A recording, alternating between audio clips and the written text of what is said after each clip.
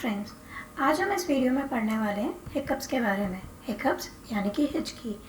वो होता क्या है, वो कब कब होता है और उससे हम छुटकारा कैसे पा सकते हैं। एक्चुअल रीज़न जानने से पहले हम ये देखते हैं कि लोग इसके बारे में क्या सोचते हैं। कुछ बोलते हैं कि जब तुम्हारी चुगली हो रही हो या तुम्हारे बारे में कोई नेगेटिव बात कर रहा हो तब तुम्हें हिचकी आती है। दूसरी तरफ कुछ लोग बोलते हैं कि जब तुम्हें कोई याद कर रहा हो या तुम्हारे बारे में कोई सोच रहा हो तब तुम्हें हिचकी आती है। साथ ही साथ ये भी बोला जाता है कि अगर तुमने उस इंसान को सही टाइम पे याद कर लिया तो तुम्हारी हिचकी रुक भी जाती है। क्या ये सीरियसली सही है? अब हम ये देखते हैं कि हिकअप का साइंटिफिक लॉजिक क्या है। हिकअप प्रोड्यूस होता है डायफ्राम मसल के इरेगुलर मूवमेंट की वजह से। ये डायफ्राम मसल क्या है? ये वो सी शेप का मसल है जो कि हमारे लंग्स और स्टमक को अलग करता है। अब इसका काम देखते हैं। तो डायफ्राम मसल बहुत ही इंपॉर्टेंट रोल प्ले करता है ब्रीदिंग के टाइम पे। कैसे? चलिए वो देखते हैं। तो जब ये डायफ्राम मसल नीचे की तरफ पुल होता है तो सीधी सी बात है कि हमारे जो लंग्स है उसके लिए जगह बढ़ जाएगी। लंग्स के लिए जब जगह बढ़ जाती है तो ये वो टाइम होता है व्हेन वी ब्रीथ इन और वी इनहेल ऑक्सीजन। जैसे ही ये डायफ्राम मसल ऊपर की तरफ पुश होता है तो ये क्या करता है, लंग्स के लिए जगह कम कर देता है and this is the time when we exhale oxygen. हमारे वॉइस बॉक्स के ऊपर एक फ्लैप होता है जिसको हम ग्लॉटिस बोलते हैं। ग्लॉटिस की रेगुलरिटी लिंक्ड होती है डायफ्राम की रेगुलरिटी से। जितना ही ज़्यादा डायफ्राम रेगुलर मूवमेंट करेगा उतना ही ज़्यादा ग्लॉटिस रेगुलर मूवमेंट करेगा और उतनी ही स्मूथ हमारी आवाज़ निकलती है। जब ये डायफ्राम के मूवमेंट में इरेगुलरिटी आती है इससे क्या होता है कि ग्लॉटिस के मूवमेंट से इरेगुलरिटी आएगी and that irregular movement of glottis produces a characteristic sound of हिक, जिसे हम हिकअप बोलते हैं। अब हम ये देखते हैं कि हिकअप्स आने का रीज़न क्या है। जितने भी अलग अलग साइंटिस्ट ने स्टडी की है उसके बेसिस पे देखा जाए तो अलग अलग रीजंस हैं, but it is not that कि यही एक पर्टिकुलर रीज़न है कि इसकी वजह से हिकअप्स होते हैं। जो अलग अलग हिकअप्स के रीजंस है उसमें से कुछ यहाँ पे मैं आपको बताने जा रही हूँ।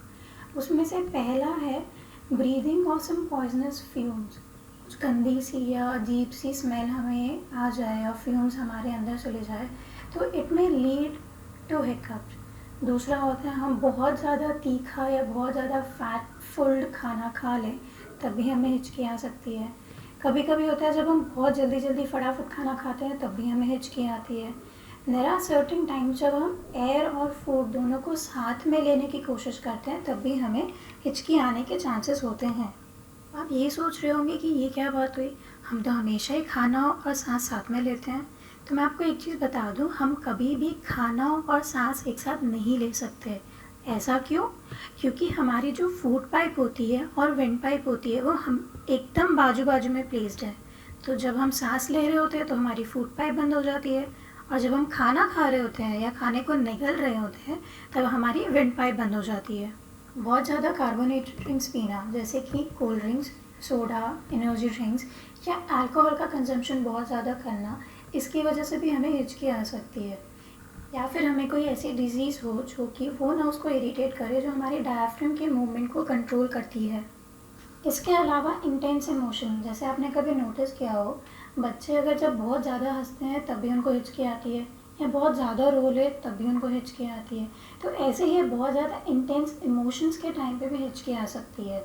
इसके अलावा एक रीज़न ये है कि अगर हमारी पेट की कोई सर्जरी हुई हो जिसमें उन नर्व्स के साथ कुछ गड़बड़ी कर दी हो जो हमारे डायफ्राम की मूवमेंट को कंट्रोल करती हो, तो ये सारे रीजंस दिए मैंने आपको जिसकी वजह से हमें हिचकी आ सकती है। तो it may vary from person to person कि किस पर्सन को किस रीज़न से हिचकी आ सकती है। अभी तक हमने ये देखा कि हिकअप्स आते क्यों हैं और ऐसी कौन कौन सी रीजंस है जिसकी वजह से हमें हिचकी आ सकती है। अब हम देखते हैं कि अगर हिचकी आए तो उसको रोका कैसे जा सकता है। अलग अलग लोग अलग अलग रेमेडीज़ देते हैं। जैसे कि कुछ बोलते हैं कि फटाफट से एक गिलास पानी का पी लो तो हिचकी रुक जाएगी। तो कुछ बोलते हैं कि तुम्हें अगर मैं डरा दूँ अचानक से तब भी तुम्हारी हिचकी रुक जाएगी। तो देर आर टाइम्स और पीपल हु से दैट कि तुम नींबू चूस लो या नींबू को चबा लो उससे तुम्हारी हिचकी रुक जाएगी, या फिर पानी के गागल्स कर लो तब तुम्हारी हिचकी रुक सकती है। कुछ लोग बोलते हैं कि तुम चीनी खा लो या चीनी को अपने टंग के पीछे वाले भाग पर रख लो। तो इन सब चीज़ों में होता क्या है कि हम अपनी ब्रीथ को थोड़े सेकंड्स के लिए रोकते हैं, या तो फिर डायरेक्टली वही कर लो, hold your breath for few seconds, तो उसकी वजह से भी हिचकी रुक सकती है।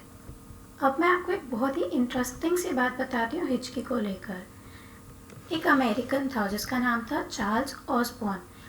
उसके पास वर्ल्ड रिकॉर्ड है लॉन्गेस्ट हिकअप अटैक का, जो कि लगभग 68 ईयर्स तक चला। दैट मीन्स वो लगातार 68 ईयर्स तक हिचकियाँ ले रहा था, right from the year 1922 to 1990, and after 1 year of that is in 1991 he died. अगर आपको मेरी वीडियो अच्छी लगी हो तो उसको लाइक और शेयर ज़रूर करें, और अगर आप चाहते हैं कि मैं किसी और टॉपिक पे वीडियो बनाऊं तो प्लीज़ मुझे कमेंट बॉक्स में नीचे लिख के बताइए। और अगर आपने अभी तक हमारे चैनल को सब्सक्राइब नहीं किया तो उसको सब्सक्राइब ज़रूर कीजिए और बेल के बटन को ज़रूर दबाइए। And at last, thank you for watching our video.